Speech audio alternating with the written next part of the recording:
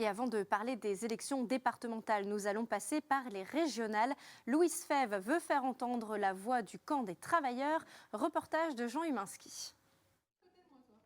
Passée par la restauration, le social, l'hôpital et désormais cheminote à la SNCF, Louise Fèvre, 40 ans, veut représenter les travailleurs.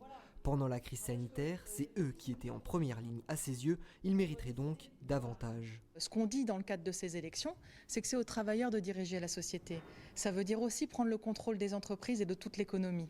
Parce que si on mettait notre nez dans les comptes, dans les livres de comptabilité des entreprises, mais comme de tout ce qui concerne l'argent public aussi, on verrait que de l'argent, il y en a.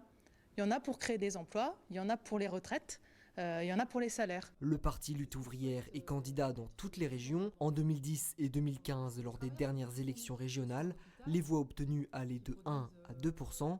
Cette année, le sondage Opinionway en Grand Est confirme cette tendance, mais Louise Fèvre veut surtout faire émerger des idées parmi les travailleurs. Et de le faire en mettant ce bulletin de vote-là, qui n'a pas le pouvoir de changer notre sort. Ce qui pourra changer notre sort, et ça on le dit, ce sont des luttes sociales déterminées. En Moselle, la liste est représentée par Mario Rinaldi, technicien dans l'industrie automobile. Il s'était présenté en 2020 à la mairie de Metz. Aujourd'hui, il se félicite de la candidature de la Strasbourgeoise. Elle nous représente bien dans ces élections, une femme qui travaille.